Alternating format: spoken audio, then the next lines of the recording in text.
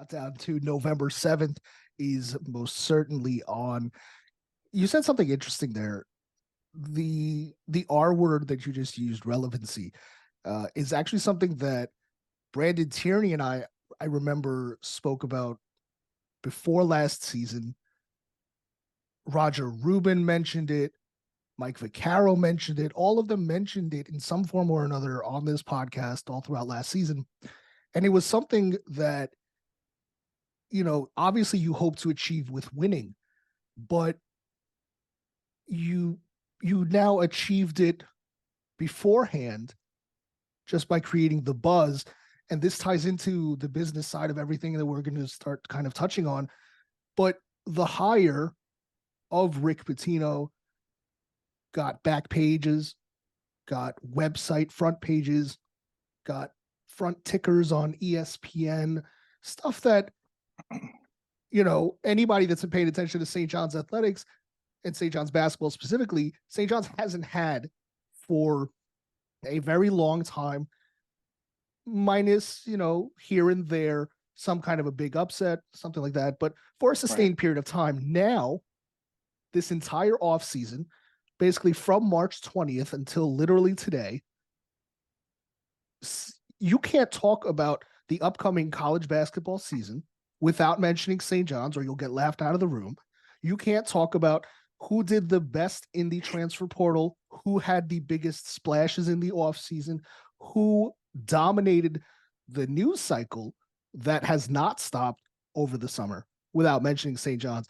And I guess to tie it into our main topic of the conversation is like, how do you quantify that as an athletic director who obviously the financial side of things is very important for the basketball program, but the school as a whole. And I'm sure Father Shanley knew what would be at stake when a hire like this. But again, you can't buy this kind of coverage is kind of what I'm talking about. But yeah, well, the first word you said early on in that, and I agree with your assessment of what it's been like in the coverage, is winning.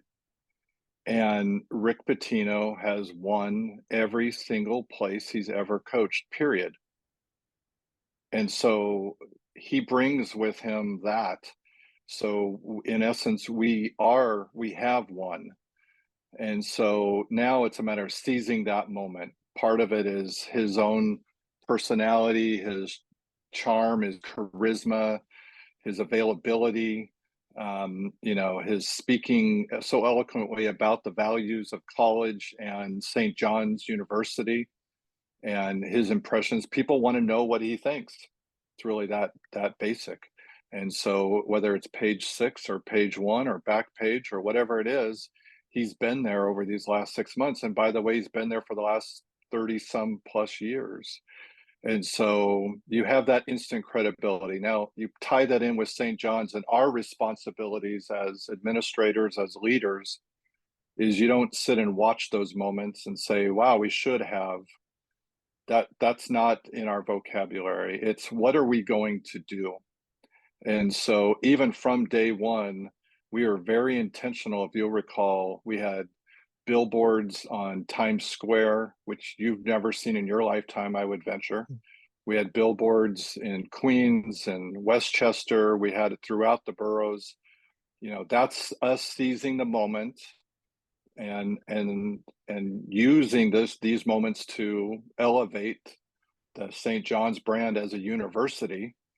And ultimately, when we win on the basketball court, it'll elevate St. John's basketball and translate to all of St. John's. I've met, we're in our first week of classes, and so all of our teams are back. Our fall teams have been back for a couple of weeks practicing in early season.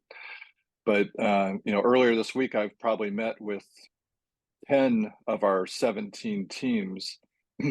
And I tell each the same thing about the excitement and the buzz around the jersey that they wear every day and representing St. John's is like nothing I've seen. And I only have a 5-year period of this. So I take it a lot deeper in my interactions with people and the people on my staff that have been here, 20, 25, 30 years.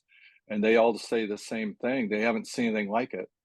And so for us, it's how do we seize these moments and then let everybody know the importance of men's basketball, women's basketball, and the brand of St. John's that they wear on a softball diamond, on a baseball field, on all of those places that they're competing, their stature raises.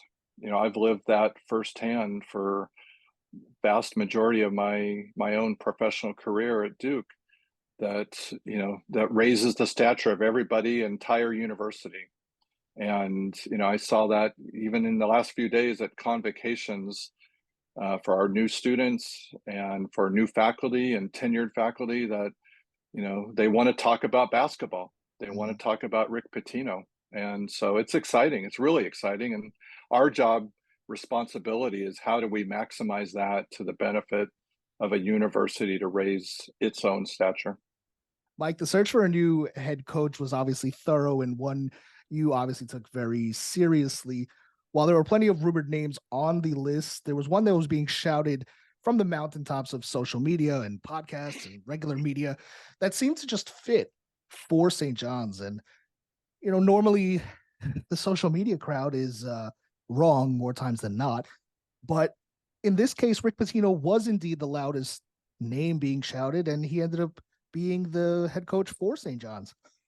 Well, when you look back now uh, to that time of sitting around with Father Shanley, with the powers that be at St. John's, what what made you guys zero in on Rick, and what made him stand out?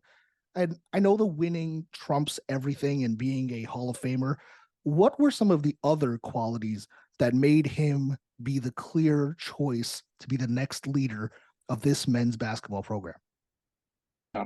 Um, well, I mean, we've stated a lot of it, and it's all pretty much on display. I mean, he, on a personal level, is very engaging, very experienced, and again, that relevancy and winning, you can't diminish it. The room, to be very clear and well documented, Father Shanley, as every president in the country, ultimately has the say on a hire of high profile, including athletic directors and basketball coaches, and at schools with football coaches, and was the clear leader and experienced leader. And so his resources and others of us with resources, contributed to the fact that it played out that this obviously was an important hire and the right fit. And I think, like any job search, it's got to be a fit for both parties. And Father Shanley definitely took the lead, and rightfully so. And all of us took accounting of that fit. Our head of trustees, our university leadership. And it really, once that was established that Rick wanted the job and we wanted Rick Pitino, it was a pretty fast marriage, and but built on a lot of depth and a lot of research. And Father Shanley and Rick Pitino go back to Providence Right. days. Relationships are everything in life, but in college athletics, in particular, it feels like a very small world once you've been around for a long time. And so, again, it's an unmatched track record of success. And so I think it's really that basic in New York. I mean, looking back on it, I can't even think of a close number two that Mhm. fits the bill in New York. I mean, Yeah. you can name a other Hall of Fame coaches. There aren't very many active. They Right. wouldn't be a great fit in New York, Mhm. and they wouldn't have the track record above Rick Pitino.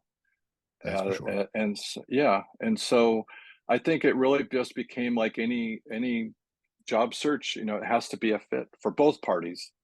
And thankfully, timing is everything in life. And so St. John's is extremely fortunate that Rick Pitino was interested and available. And I would hope, and I think Rick feels the same way, that he's fortunate that St. John's was available and interested as well. And so that makes a fit.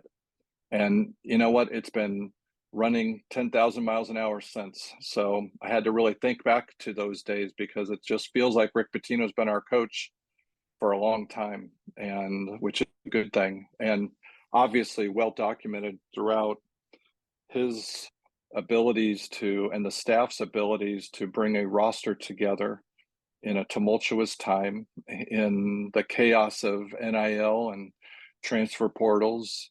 As I said at the beginning, it still comes down to the appeal of the head coach and parents and kids believing in that head coach. I met with the team a couple of days ago and reflected on that, my pride and proud of them for choosing St. John's and for choosing a Hall of Fame coach to play. And I promised them that we were going to deliver with our backing and support, just like we do for all of our 340 student athletes in all of our sports, that they felt it's more than just a basketball program. They're playing for all of us and with all of us. And that's really important for a school to be aligned and going forward. And we are very much so.